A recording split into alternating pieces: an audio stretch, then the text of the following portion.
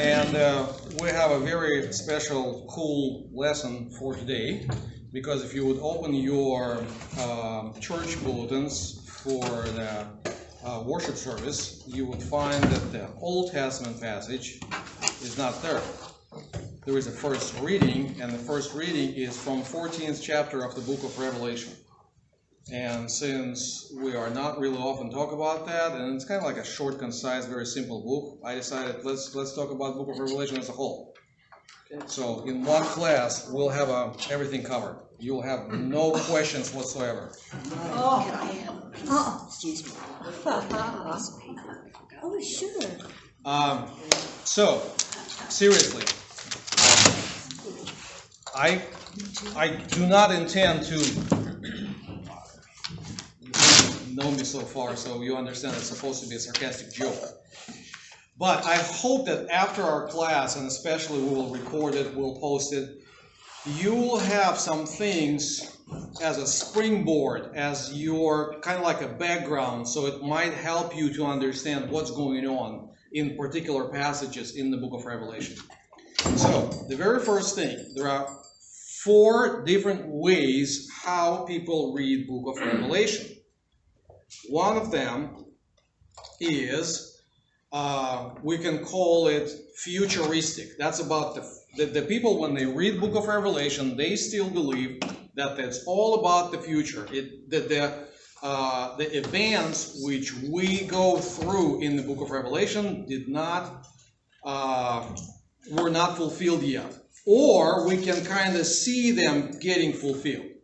So what people do is usually, when they read, especially those kind of hard chapters when everything is messy, bloody, scary, whatever adjective you want to use, in the middle of the book, especially when, let's say, chapter 12, where we have a dragon chasing the woman into the desert, and to chapter like 17, 18, when we have a final battle.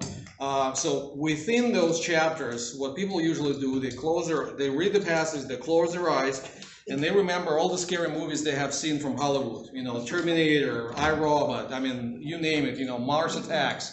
I mean, anything that was really scary, and then it's like, oh, that's the fulfillment of the book of Revelation. Okay, so that's a futuristic approach. Okay, I don't like it. That's it. I'm not going to explain anymore. If you like it, that's fine. I mean, I understand. I know personally people who, godly people who believe that that's what it is. So when anything happens, the new vaccine will come to heal the COVID, and they say that's the mark of the beast. That's what they designed purposefully to make sure that we will have this 666 thing. Okay, so we'll talk about 666 as an appendix to the class. I did not intend it for the class itself, but because it's so fun to talk about that. It's so simple. It's so obvious. It's right on the surface. It's from the Bible. You do not need to think about barcodes. You do not need to think about vaccine. You do not need to think about anything else. Just read the Bible and you will understand what 666 is all about. Okay? And yeah, she laughs because my last paycheck was $600, and I was like, she even, texted to my kids, father gets crazy, he works like a beast. It's like, good for me. Thank you, sweetie. I love you. I adore you. But, so that's one thing. So that's we'll take something neutral, blue color. So it's a futuristic. Everything is in the future. There is another one we can call historical. Do not mess it up with hysterical, but that's the thing is, what people tend to do with historical reading, and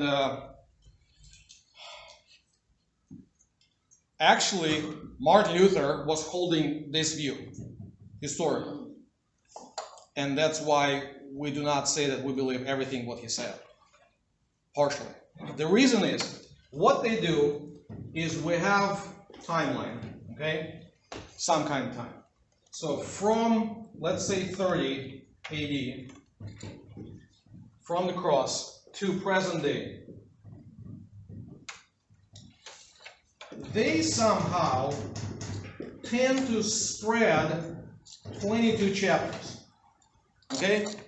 And usually people who read it try to see how their time, their present time, somehow identifies with chapters, 15 to 17, where they're, in the good old translation it was whore of Babylon, now it's a prostitute of Babylon. I do not really see how whore differs from prostitute. Neither one of them is a good word for a woman. But, whatever. So when they see that the church is so corrupt, so not following the scriptures, so against God and suppresses true faith, and especially in the Western world, that's mostly addressed to our Roman Catholic brothers, that talks about them. This view is presently held by members of Adventist Church, which would be Seventh-day Adventists, SDA, yeah. So Seventh-day Adventists, they try to hold this view. The problem is with that whenever you live in, whatever your present time is, let's say, as I said, Luther hold it and in 1500s, so we are in 16th century, he believed that these chapters were fulfilling them.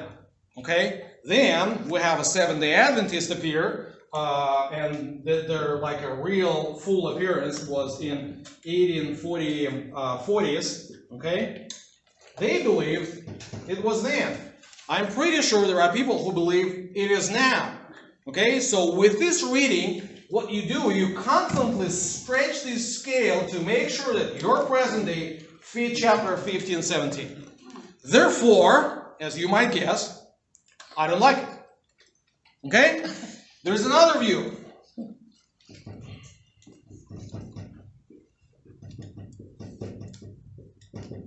Idealistic.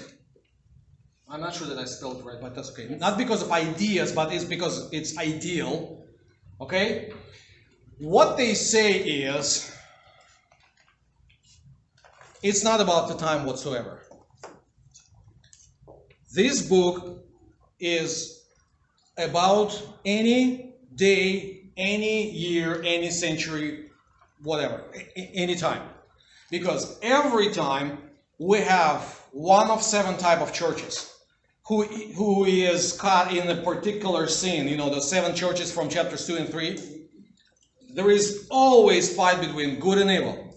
There are forces of good, there are forces of evil, there is always a beast, there are always prophets who oppose them, there are always saints who are slaughtered, there are always those who pray to God. Okay?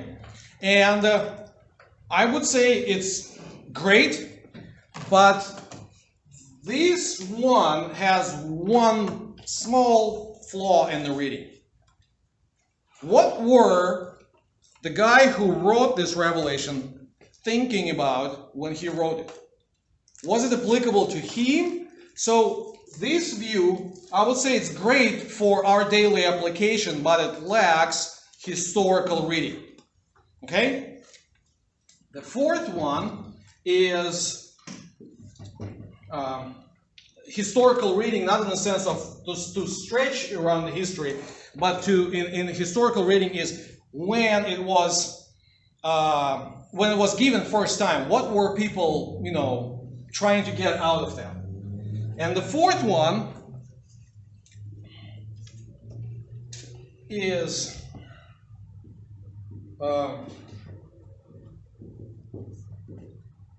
preteristic. Okay, it's kind of smart word, and I like smart and long words, so I believe this is cool. But it's not the reason, not that it's because a long and smart word, but the thing is, these guys hold that the first meaning, it is a historical account of events that we have in Revelation, and it was fulfilled with the time span of roughly, this is not up to scale, so we have at 30 AD roughly, we have crucifixion. And then the church starts to develop. So the events in the book are or what we have in the book depicts events from roughly 64 to 70 AD. So right before destruction of Jerusalem.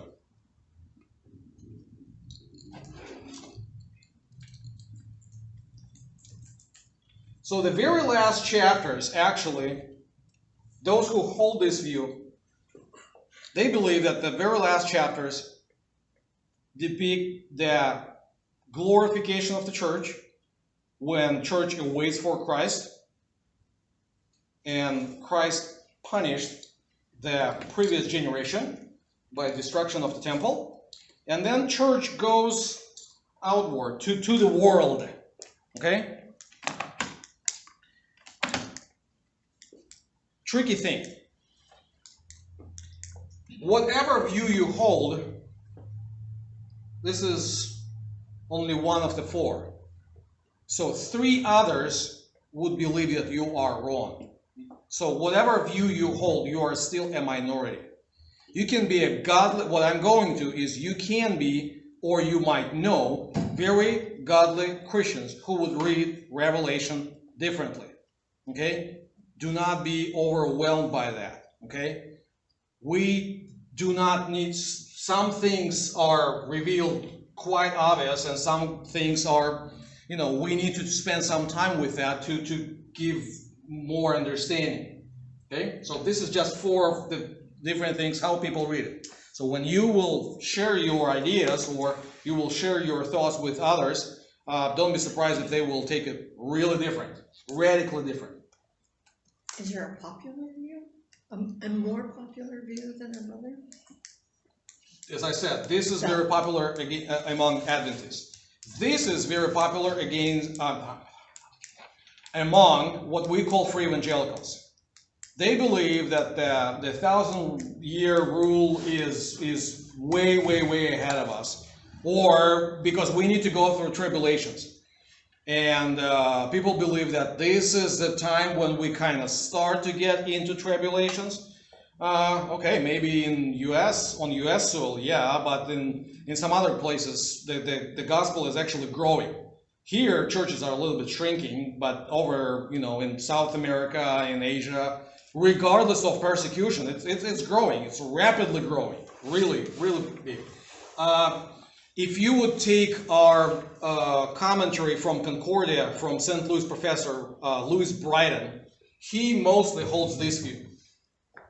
So this is he talks about some historical background for the book, but mostly he believes we do not need to concern ourselves with who were first readers and what is that. Okay, so it's good for any time, any day. Here's the fight. That's how we apply it, and so on and so forth. So, yes. I think there is fifth, and it is more temple or liturgical reading. Yeah, but when you talk about liturgical reading in a temple, it's kind of important, but it's here.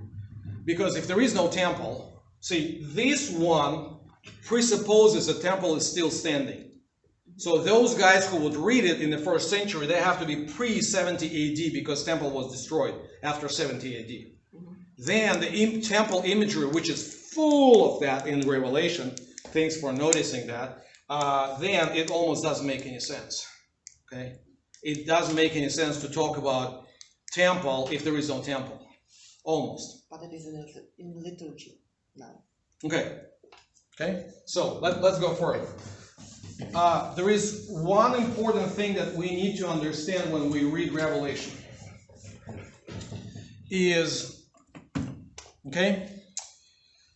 Let us start from the very beginning. The very good place to start. Yes, sounds familiar. Good. So, but before we go to the very beginning, let's for a second go to the very, very end. Revelation chapter 21.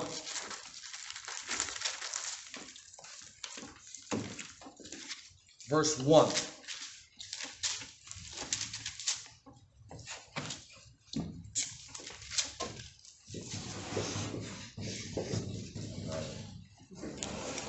And in Revelation chapter 21, 1, what do we find?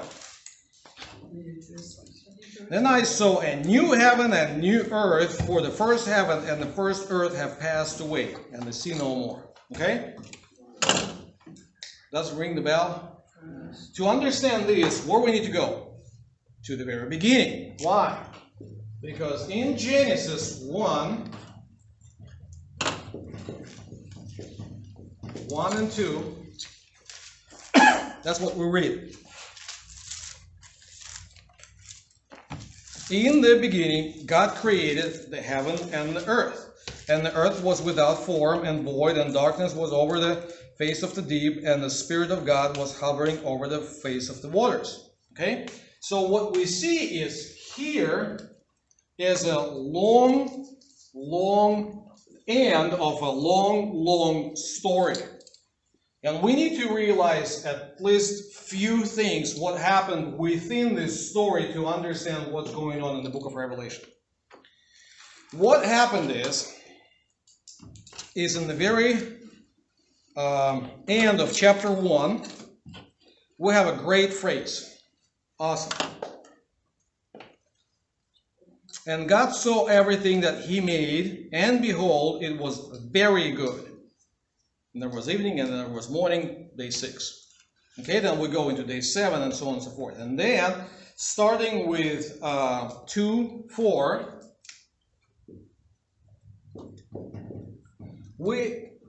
we have another version of the story, what happened in the 6th day. Not in a sense opposite, but it's just a more complete story of what took place during the creation of 6th day of creation. And then chapter 3 leads us actually into 7th day. So what happened is in the 6th day, God gave everything what was created into the rule of man. Okay? Humankind, both male and female. Okay? What happened when they were, what's the word? Barred. Okay? Barred, yes? Do I say it right now? Okay, good. They were barred from the garden. Who was protecting the tree of life from them? Angels. Angels. Okay? Cool. So, there are two things. Again, our timeline.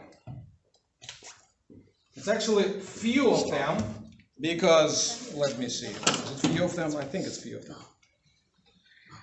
In his garden, and he drove them away, and he's at the garden place. Cherubim. Okay, im in Hebrew is a ending of the plural, form. So there are few cherubs who were guarding, with what's the cyber sword? What? What? Lightsaber. Yeah, lightsaber. Yeah, flaming sword. I mean, why you laugh? It's right there, So the guys, I guess Jedi's, were right there. Like a lightsaber, yeah. Yep. Right there. So, in time, what we have is because Adam mostly did a boo-boo, okay?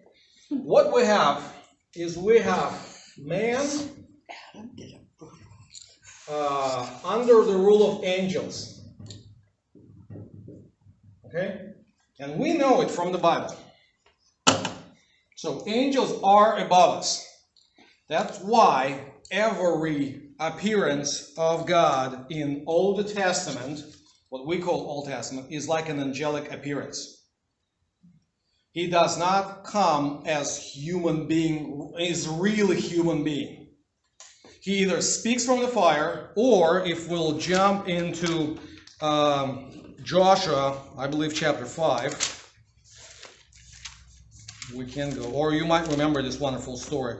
Poor Joshua was meditating, and then he saw, when Joshua was, 5:13. When Joshua was by Jericho, he lifted up his eyes and looked, and behold, a man was standing before him with his drawn sword in his hand. And Joshua went to him and said, "Are you for us or for our adversaries?"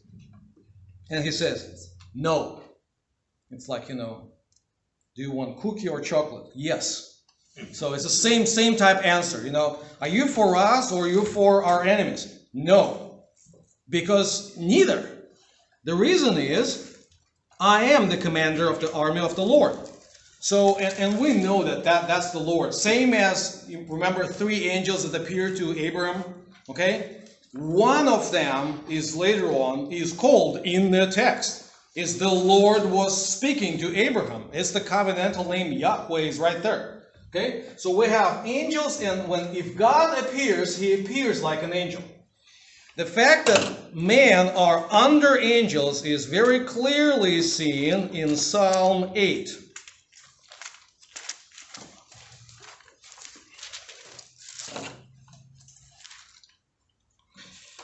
Verse 3 and 4. When I look at your heavens, the work of your fingers, the moon, the stars, which you have set in place, and the Son of Man, what is the man that you are mindful of him, and the Son of Man that you care for him? Verse 5. Yet you have made him a little lower than the heavenly beings. Okay, the angelic. So there are powers and rulers in the world, and man is just under them. Okay? What happened is with Jesus, okay, now in Gospel of, so let's write it down. Psalm 8, 3-5. That would be one of the texts.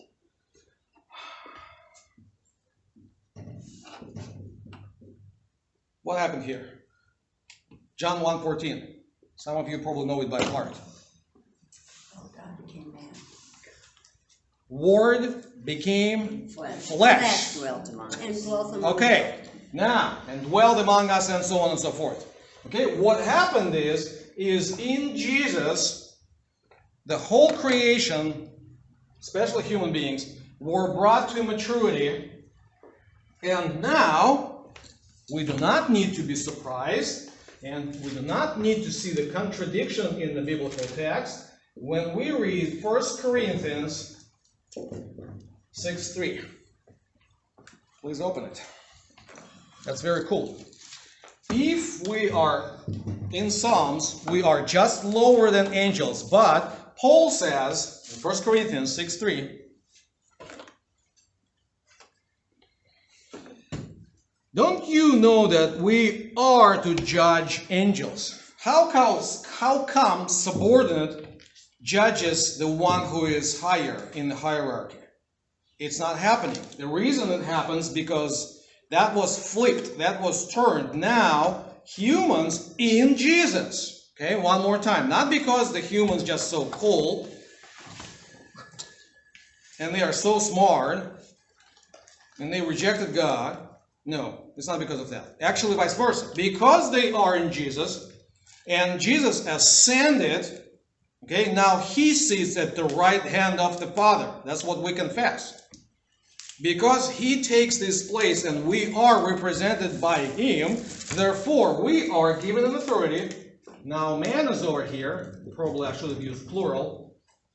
And angels are here. Okay? Why do I need to explain all of that? The reason is,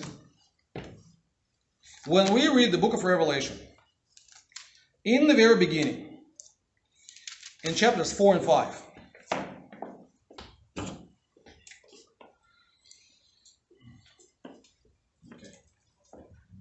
chapters 4 and 5, altogether we see 24 heavenly creatures.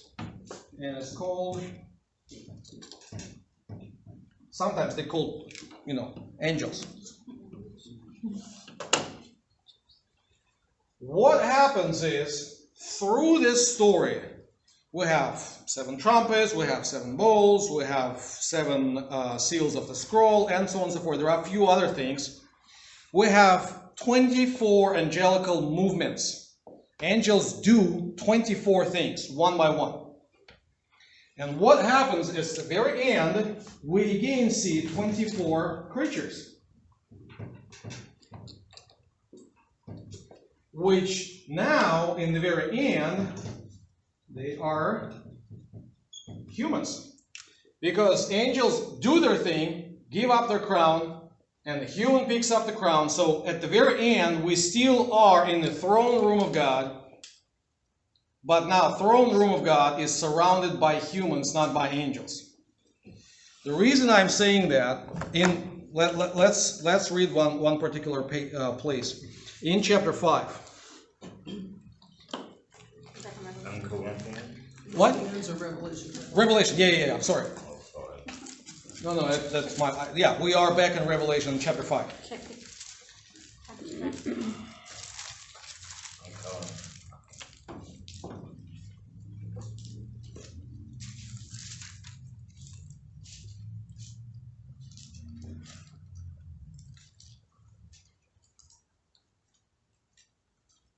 I'm sorry, chapter 4. My bad. In chapter 4. So, in chapter 4, after this I looked, and behold, the door standing open in heaven, and the first voice, and so on and so forth. So he is in the throne room of God. And verse 9 and 10. And whenever the living creature gives glory and honor, thanks to him who is seated on the throne, who lives forever and ever, the 24 elders fall down before him who is seated on the throne, and worship him who lives forever and ever. They cast down their crowns before him, saying, Worthy are you, Lord God, to perceive and honor the power. You created all things, and by your will they existed and were created. Okay? So there is God on the throne. There are 24, and they called elders here. Okay? That's the 24 higher angelic powers. And what they do is they worship God. The thing is, how do we know they are not humans? They are not like elders of the church or something like that. We know it for a very, very simple reason of what happens in the very next chapter. It's in the very next chapter, only in the very next chapter, they first bring the scroll, and then John goes into sorrow and shock because nobody is worthy to open the scroll. Why? Because in Pauline letters we have that the saying that Jesus is the first one who overcame death and over there. He did not ascend it yet in chapter 4. But in chapter 5 he ascends. Therefore, no human beings can be here. It's all angelic creatures. Okay? Yes, no? Got it? Okay? So, but by the end, he is surrounded with 24, which is 12 plus 12. It's kind of symbolic idea of 12 tribes of Israel and 12 apostles. You know, you make them 24. So that's one thing that you need to understand when you read Revelation. That there is a shift of angelic powers, angelic authority over human authority. Okay, now we really run the world. That's why when we come to worship service, it is actually what we do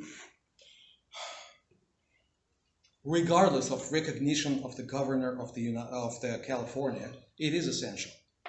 It is essential for the whole globe. When we pray to God, God takes our prayers so seriously that he acts upon them. Okay? And that's essential. Okay?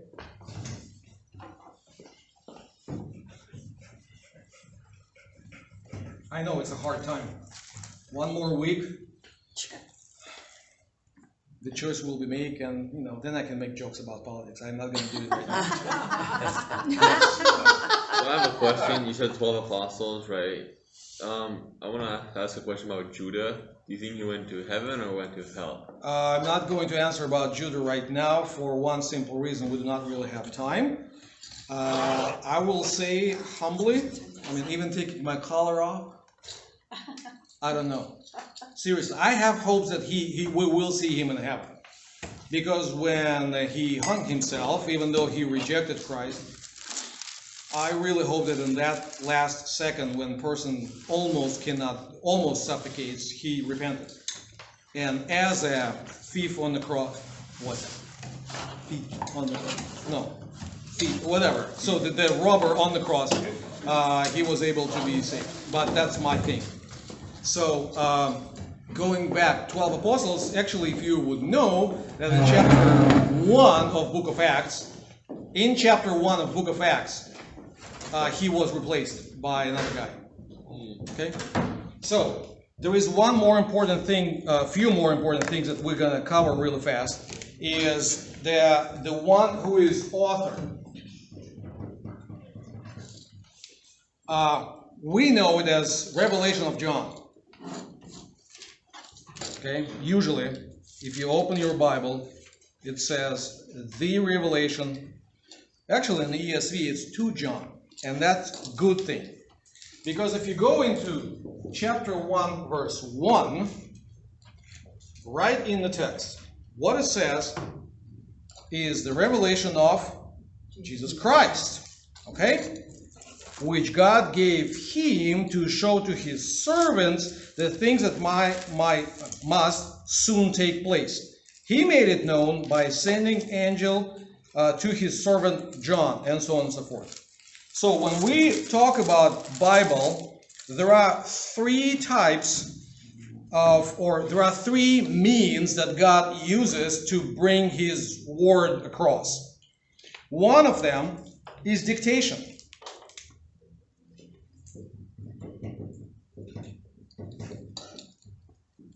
Okay? And let's say Exodus, we're not going to go there, don't worry. It's from 25 to 31. Most of it was dictated to Moses. That's how just passage how tabernacle was set up. Book of Leviticus. Almost all, not everything, but almost all. Just go write it down. Moses would go into the tent, and he would, have a conversation with God and just write down how sacrifices should be done, how all the rites should be performed, and it would be pleasing to him, and so on and so forth. There is another one.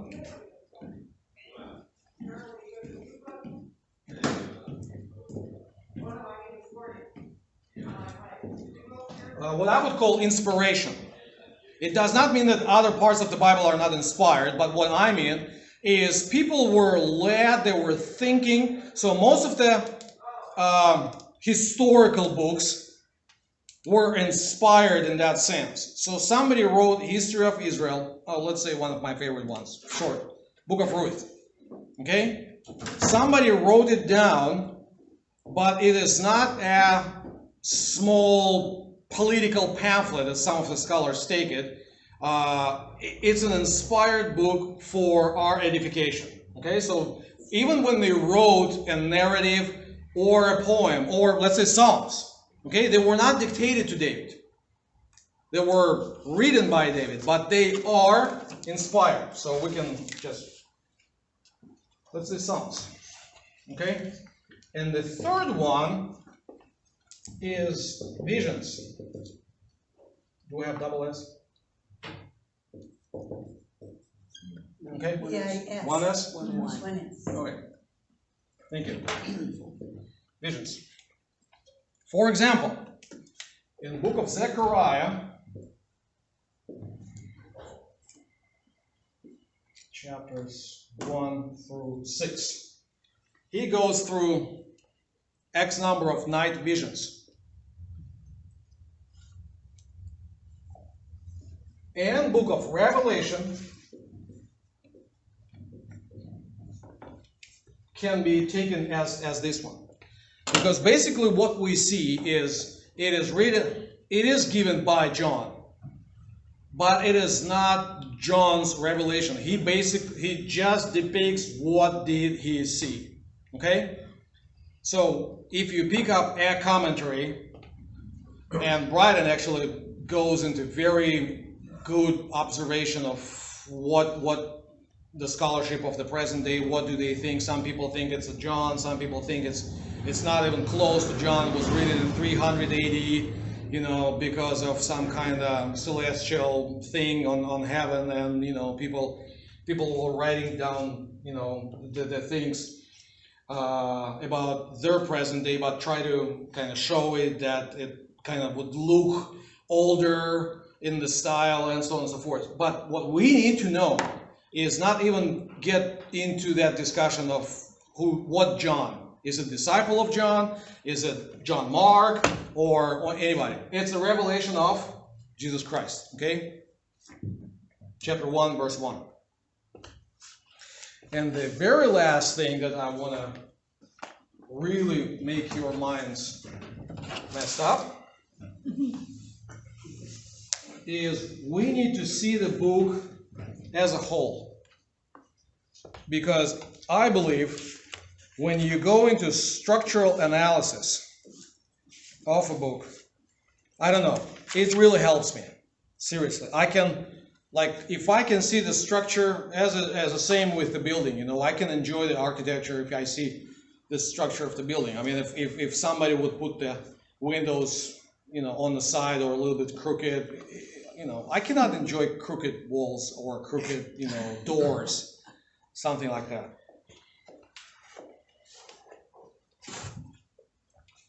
So, what we can do is we have we have 8 blocks.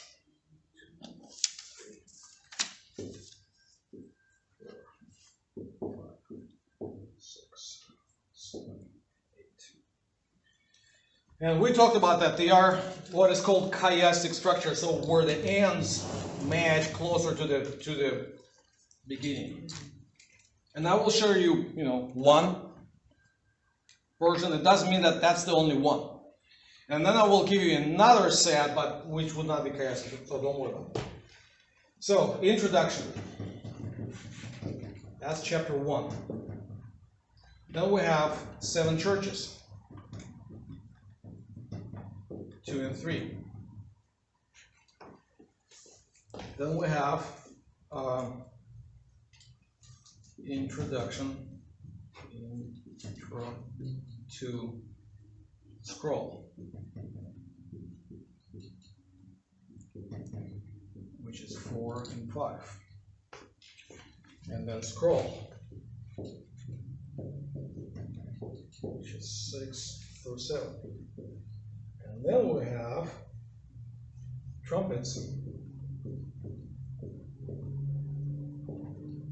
which is 8 through 12.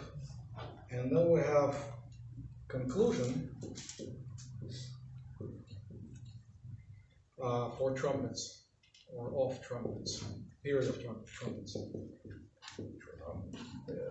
It's 13 to 15. And then as 7 churches, we have 7 bowls, which is 16, and conclusion.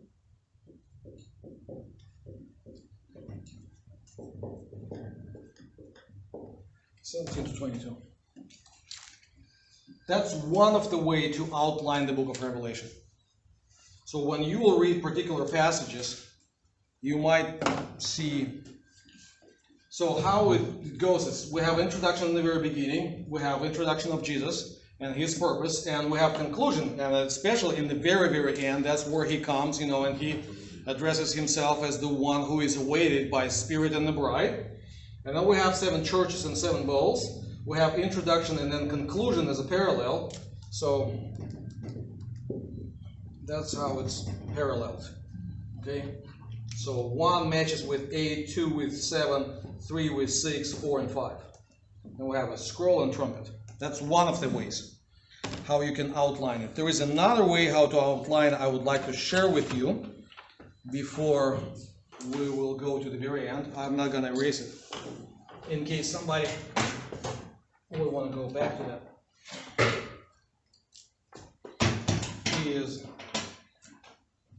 I like it very much, actually, this one. In Leviticus 23, we have 7 feasts of the Lord.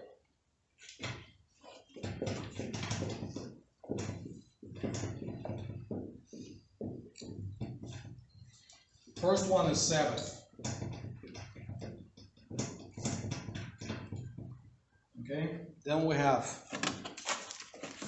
Passover. Then we have first fruits. Then we have Pentecost. It's actually, okay, let's say Pentecost. Let's say 50. And then we have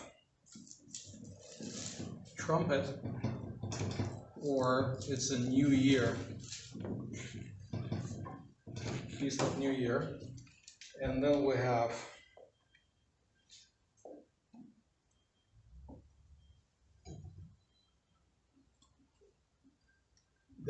Day of Atonement.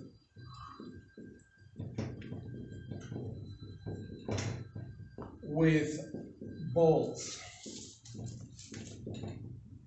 Okay, we'll talk about this in a second. And then we have Feast of Booths. Okay.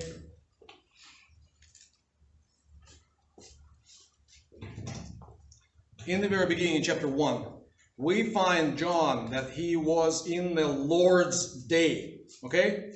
That's Sabbath. Right there. Okay? So this is chapter 1.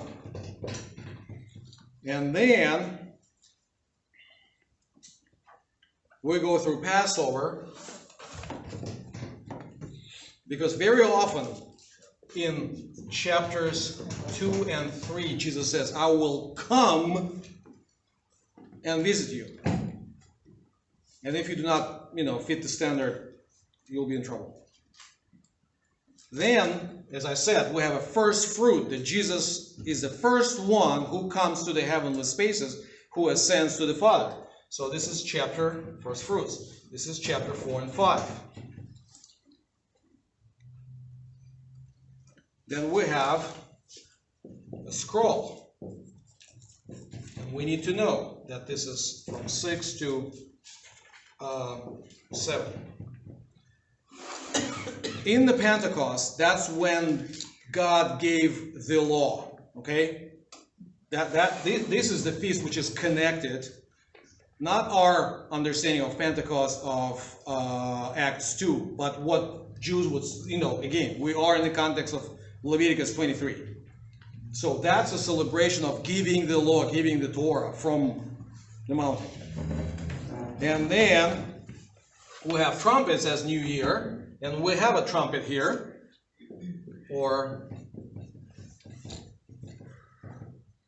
so it's 8 through 12. I'm sorry, 8 through 15. And then in the Day of Atonement, we have two things happening simultaneously. One of them, so we have basically two goats. We have a bull or ox, which is sacrificed for the priests, and the blood of that ox, it's not the whole ox goes into the Holy of Holies, but the blood of ox in the bowl is brought into the Holy of Holies, and poured in front of the Ark of the Covenant. Then we have two goats. One of them is sent into the desert, and another one is slain. That's the so there is a scapegoat that runs away, basically, or they drive him away, and there is a goat that is sacrificed, and his blood is, again, you drain the blood, you take it into the bowl, you bring it to the Holy of Holies, and that's what atones for the sins of Israel. So that's our 7 bowls, chapters 16 to 19. And then at the very end, when we gather together and have a feast, that's a Feast of Booths. And this is a very joyful period of time. 7 days, you should eat, drink, and be merry, and praise the name of the Lord. Okay, so the problem with the guy who was eating, drinking, and got married in, not married, but Mary, in the gospel story, remember, he was building his own, storages, barns, barns. His problem was that he was just eating, drinking, and let my soul eat, drink, and be merry. he left one piece. You know, you need to eat, drink, and be merry in the presence of the Lord. You know, so he was doing that by himself, for his own soul, by himself, for himself. Okay. But in the booths, we enjoy the fruits of our labor. Basically, that's a great feast, actually. So what we have here is the marriage feast.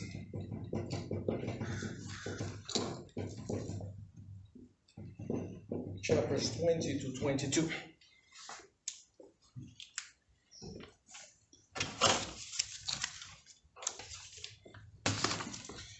So I hope it might help you.